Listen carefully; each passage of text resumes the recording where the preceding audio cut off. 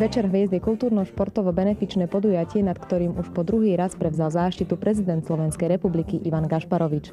Gala večerom sprevádzala vždy dobre naladená moderátorka Alenka Heribanová.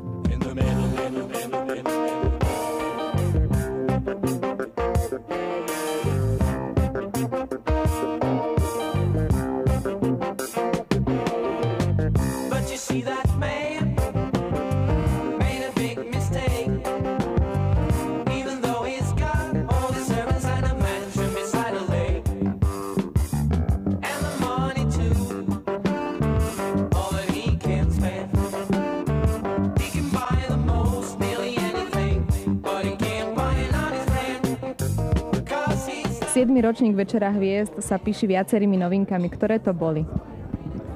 Tak, najskôr asi tak, že sme uvažovali, ako zlepšiť tento gala večer a rozhodli sme sa s Milanom Gabrhelom, ktorý je teda prezidentom asociácie Fitness Gabrhel a pánom predsedom TSK doktorom Sedláčkom, že udelíme osobnostiam, ktoré si zaslúžia cenu Večera hviezd za rok 2009. A táto cena bola rozdelená do troch častí. Cena Večera hviezd za kultúru, teda za oblasť kultúry, za charitu a za šport. V rámci ceny Večera hviezd za kultúru sme rozhodli, že oceníme jedného z najznámejších režisérov našej vlasti, pána Juraja Jakubiska. Pretože tento režisér si naozaj toto ocenenie zaslúži, ktorý spolupracuje aj so svojou manželkou Deanou Horvátovou Jakubiskovou už dlhé roky a zaslúži si ho hlavne pre historický veľkofilm Bátori, ktorý dostal veľké ocenenia a veľký úspech v poslednej dobe.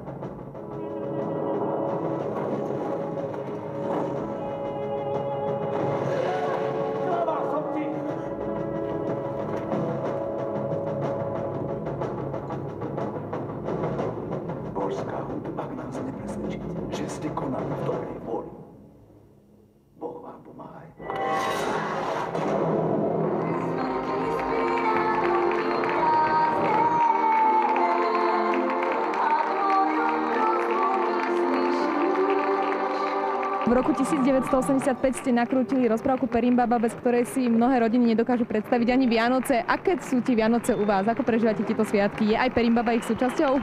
No, tak nie je súčasťou, lebo žijeme teraz v Prahe, ale tam film nebeží, pretože nemáme ho nakrútený ako v češtine. A to zase oni hovoria, že rozprávku deti, keď vidia ako české, že nerozumia už slovensky, ale Vianoce sú u nás tradičné. Slovenské a o to sa vlastne veľkú zásluhu má Deána, ona chce, aby to bolo ako na Slovensku. Takže je to jedna z mála sviatkov. Jeden sviatok sú Veľkonoce a druhý sú Vianoce a dá sa povedať Nový rok, keď sme pohromade celá rodina a vidíme, ako sa rozrasta a ako my mladneme a naše deti stárnu. Na Večeri hviezd ste získali ocenenie v oblasti kultúra. Čo pre vás toto ocenenie znamená?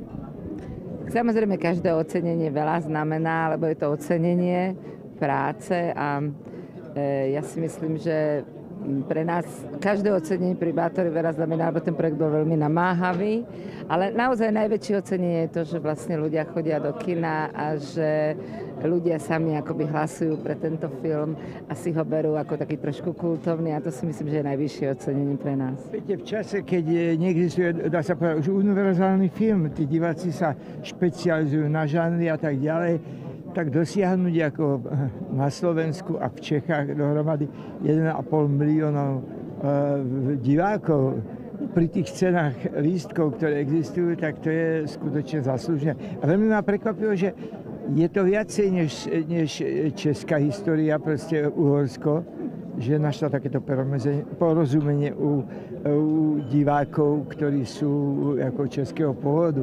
Sme veľmi zvedaví, pretože teraz za chvíľku Diana už pripravila, že ten film ide do distribúcie a bude mať premiéru v Budapešti do maďarských kín, či proste bude mať ten rovnaký úspech aj tam.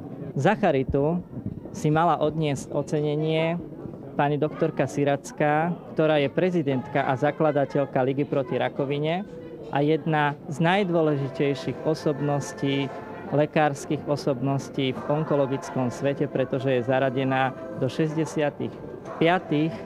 najúspešnejších lekárov na svete v rámci onkológie. Lenže bohužiaľ pani doktorka Siracká z dôvodu zdravotných si nemohla prevziať toto ocenenie.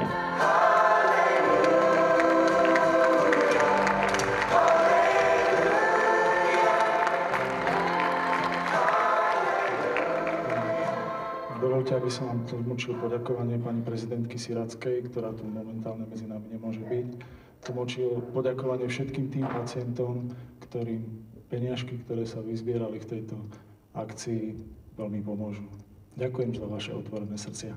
Čo sa týka športu, tak za šport sme rozhodli udeliť ocenenie človeku, ktorý pre Trenčín spravil naozaj veľa. A je to Dušan Čikel, ktorý bol veliteľom Dukly a svetovým víťazom, šampiónom v rámci ľahkej atletike a dostal i ocenenie od Medzinárodného olympijského výboru. Dušan Čikel je doteraz jediným slovenským mužským bežcom, ktorý kedy bol držiteľom ľahkoatletického svetového rekordu. Rodák som z Beckova a Trenčanom som od roku 950. Na Beckov som veľmi hrdý a Trenčín mám veľmi rád, prirostal mi k srdcu a rád sem chodím a rád som sem sa vracal. Tešil som sa vždycky, kde som kdekoľvek bol a sa domov do Trenčína vrátim. V mojom veku sú také posledné momenty, na ktoré človek nezabudne a tento jeden z tých momentov je, pretože veľmi pekný program, príjemní ľudia, dobrá atmosféra, predvianočná. A už predtým som sa tešil, jak sa tu stretnem s našimi ľuďmi, ktorých poznám. A zvlášť som chcel zvýrazniť, že tú knižku, ktorú sme krstili, je dielom vlastne všetkých takých mojich priateľov, fotbalistov. Tam prispeli hráči so svojimi spomienkami a zároveň i ostatní, ktorými som sa stretal. Pán Čikel na Večeri hviezd slanou vodou pokrstil knihu o svojej bohatej športovej kariére. Krstíme slanou vodou, lebo ten Dušan toho potu za tie roky toľko vypotil, že z toho Beckova by aj rieka dotiekla sem. A nepil. To bol športovec, ktorý nepil. Najvyšší šéf, ktorého som nedávno zvolila do tejto funkcie. Aby som naozaj bola príkladom pre všetkých tých, ktorí sú ochotní potiť sa ako Dušan Čikel. Áno. Spomedzi dievčat a žien, ktoré berú posilňovňu ako pravidelnú súčasť života, sme vybrali tú najkrajšiu. Súčasťou Večera hviezd bolo totiž aj vyhlásenie výsledkov Miss Fitness Internet 2009. Na 3. mieste s celkovým počtom 12% všetkých hlasov sa umiestnila študentka Bratislavskej vysokej školy práva Sizana Sadiky.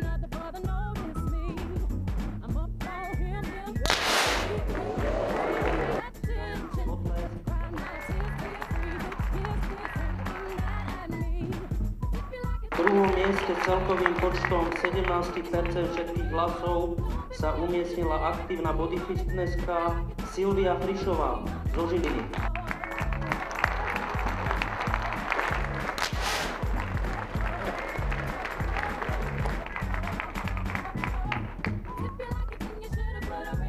Víťazkou a miskou prvého ročníka Miss Fitness Internet sa stáva Žilinčanka Lucia Heidlerová.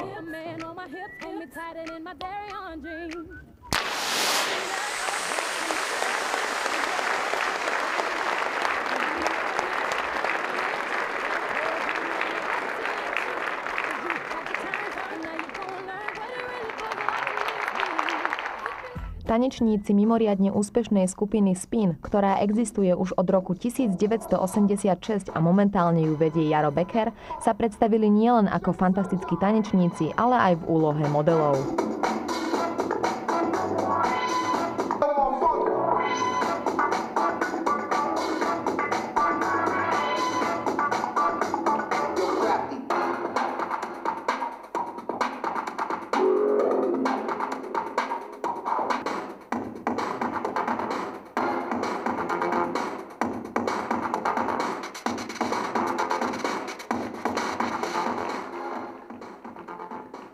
V tanečnej skupine Spin ste hádam od jej začiatku, úspešný ste tanečník fitness. Čo bolo skôr, láska k fitness či k tancu?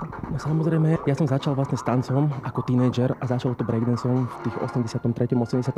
roku, kde som 2 roky tancoval len breakdance, len som sa točil na hlave, hádzal som sa o zem a vlastne boli sme ako gumení chlapci, skupina chalanov, kde bol aj Freddy, aj si Peter Batani, teraz je Banán s nami. No a po rozpade tejto skupiny v 86. roku sa vytvorilo Freddy's Dance Club a Spin. Takže Spin vznikol z gumených chlapcov vlastne a viedol to v tej dobe choreograf Eduard Krajčír, ale to bolo veľmi dávno. No a vlastne začal som v Spine a v tej dobe ma ani nenapadlo, že ešte ako 40-ročný dodnes budem hopkať, skackať a stále budem na scéne. A Jaro Becker to vlastne prevzal v tých 90. rokoch skupinu a vlastne je líder tejto skupiny a stará sa o všetko. O nás. A kedy prišla tá láska k fitness? A láska k fitness, to ma nahovorili tento rok, a ja hovorím, blázni ste, ja som na to starý, však ja mám 40 rokov, tam sú všetko mladí chalani, tam sú chalani o 10 rokov mladší, ja to budem zvládať. Mako, celý život tancuješ, to je niečo pre teba. Povedali, ukáž dole, daj dole tričko, ukázal som postav, povedali, Mako, toto fitness bude na teba jak šité. Tak som sa dal nahovoriť a tento rok som na jar vyskúšal vlastne majstrovstvá Slovenska, čo boli v Prešove, kde som skončil na 2. mieste. Tam som sa kvalifikoval na Európu, kde som skončil 7. No a z Európy som pokračoval ďalej, tam bolo Grand Prix Šurany, kde som sa kvalifikoval zase na majstrovstvá sveta v Lago di Como v Taliansku, kde som skončil fakt tesne pred bránami v finále na 7. mieste. A zostava vždycky skončí tak v prečie, dostavu som mal na 2. mieste dokonca. Takže takto.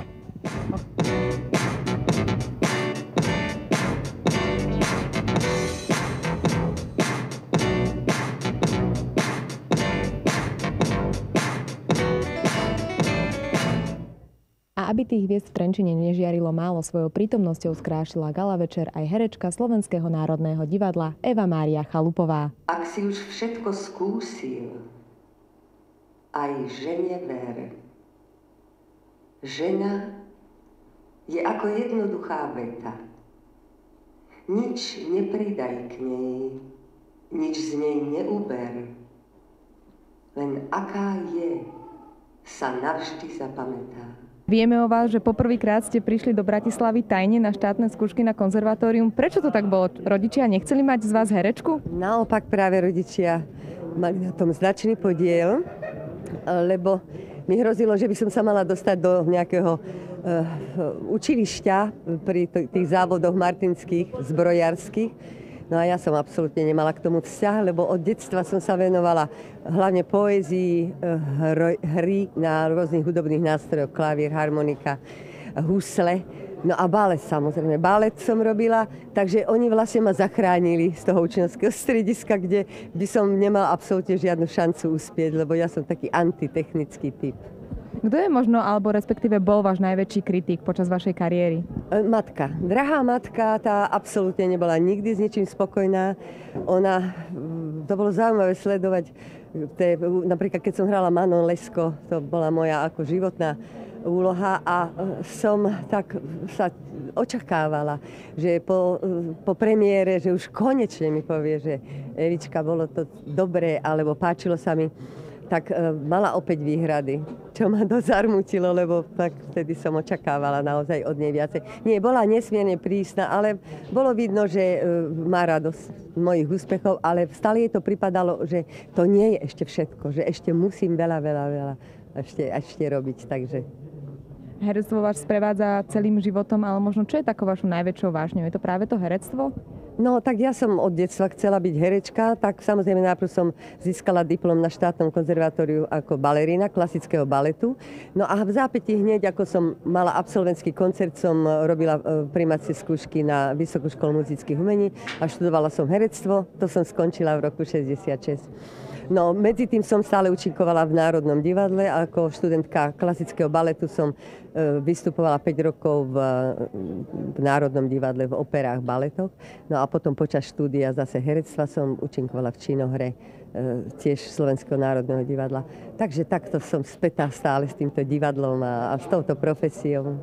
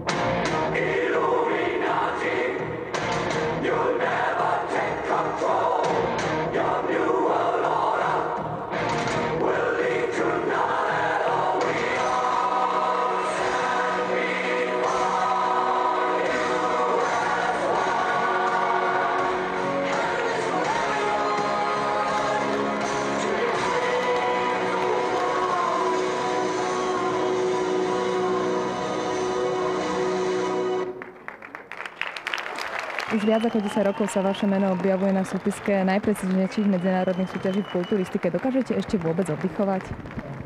Oddychovať? Myslím si, že ani veľmi nejako. Neviem si predstaviť, že by som mal nejaký deň bez tréningu, respektíve bez nejakej záťaže. Čiže v podstate ten oddych je nevyhnutý na to, aby si telo nejak zregenerovalo, ale neviem si predstaviť, že by som vôbec netrénoval nejakú dlhšiu dobu. Začiatkom novembra získal Igor Kočiš na 63. majstrovstvách sveta v kulturistike mužov v katarskej metropole Dauha striebornú medailu v hmotnostnej kategórii do 75 kg a obhájil tak svoju pozíciu z vlaňajších majstrovstiev sveta v Bahrajne. Bola táto súťaž pre vás možno o to stresujúcejšia? Stresujúcejšie ani nie, pretože už som dosť skúsený na to, aby som tú súťaž, nech by bola akokoľvek ťažká, zvládol, ale čo som bol najviac prekvapený, tak to bola vlastne tá úroveň, ktorá sa z roka na rok zvyšuje, ale oproti minulému roku sa tá úroveň o dosť zvýšila, čiže tá súťaž a celá vlastne tá príprava počas súťaženia bola o to ťažšia. Do formy 2009 je súťaž, ktorú už pravidelne vyhlasuje magazín pre fitness a zdravý životný štýl. Tí, ktorí sa zapojili do súťaže, mali jedinú úlohu, a to za 3 mesiace zmeniť svoju postavu. A kto bol v tomto roku najlepší? Poďme sa na to spoločne pozrieť. Na 3. mieste s úbytkom 21 kg skončil Ivan Hledík, ktorý získava ceny od organizátora súťaže v hodnote 200 eur. Na 2. mieste s úbytkom 30,9 kg za 10 týždňov skončil Ladislav Gonščák. Víťazom sa stáva pán Kuba. Je to zatiaľ rekord. Prečo ste sa rozhodli prihlásiť do súťaže do formy 2009? No, hlavne kvôli tomu, abych schodil nejaký kilo. A bylo to také období pro mě nemoc dobré, takže jsem se dal na sport trošičku. Koľko ste teda schudli? No celkově, když jsem začínal před rokem a půl, tak jsem měl 157 kg a když jsem skončil, tak 94. Tak člověk to dělá pro sebe, takže já ocenění jako samozřejmě, že děkuju. První 2 dny to bylo velice těžké se vůbec rozhýbat proto. No a potom vlastně, když jsem začal trénovat, tak jsem potom začal 2- až 3fázově vlastně denně, takže neskutečná dřina, že si to málo kdo dokáže představit. Ty kila přibudnou rychle, ale schazovat jdou daleko tíž, takže je to velice těžké. Happy day,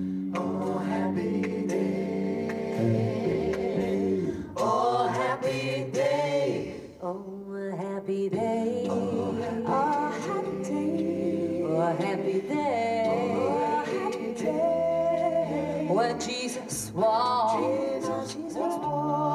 ever since he walked, when Jesus walked, he washed my sins away. Oh happy day, oh.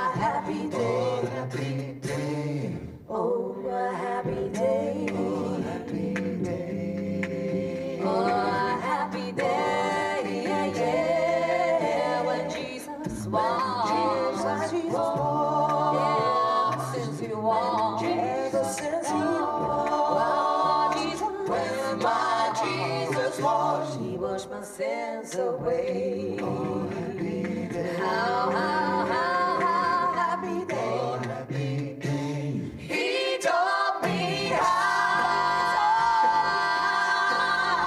to walk, fight and pray. To fight and pray. Oh, happy day. And live rejoice.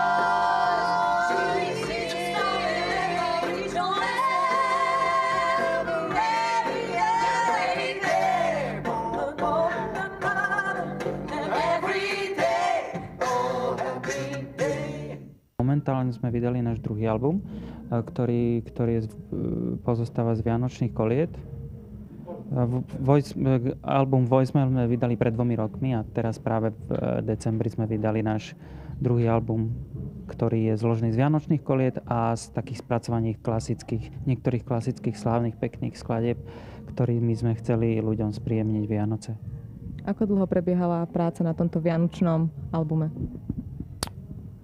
Asi 4 roky, ale vlastne sme to skrátili na 3 mesiace. Lebo každý tie koledy vlastne nejak z detstva pozná, tak sme ich museli zozbierať. Zozbieranie koliet trvalo 3,5 roka a vlastne sme potom nahrávali 3 mesiace. Teraz je to predvianočné obdobie, Silvester, máte určite veľa koncertov. Kedy stíhate oddychovať? No tak tešíme sa na sviatky. O to viac, že ten december bol náročný. Takže medzi sviatkami tak ako každý asi každý toho mal veľa ku koncu roku, takže tak ako všetci ostatní medzi sviatkami. Takže oddychujeme. Nič iné nám nezostáva, lebo vlastne je to jediné voľno, ktoré budeme mať, tak už sa na ňo veľmi tešíme. Ja osobne už to rátam na dni. After all you put me through, you think I despise you. But in the end, I wanna thank you, 'cause you made me that much stronger.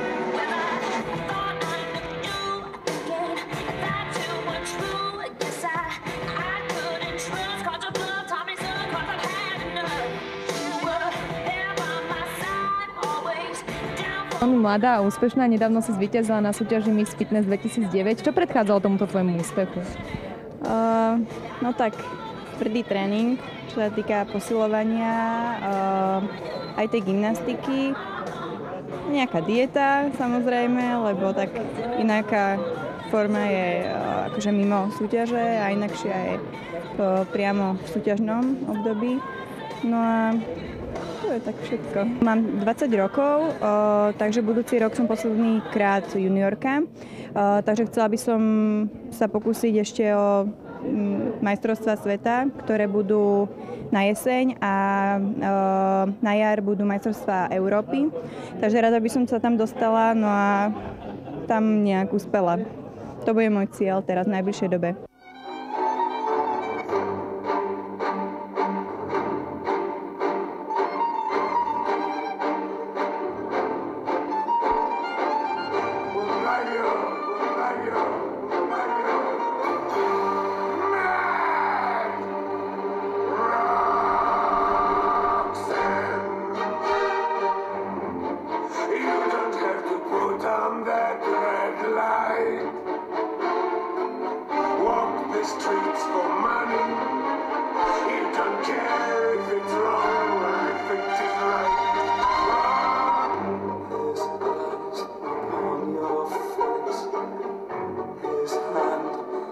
V Trenčine ste navštevovali gymnázium. Ako si pamätáte na toto mesto? Možno kam ste chodievali? Čo sa vám tu najviac páči?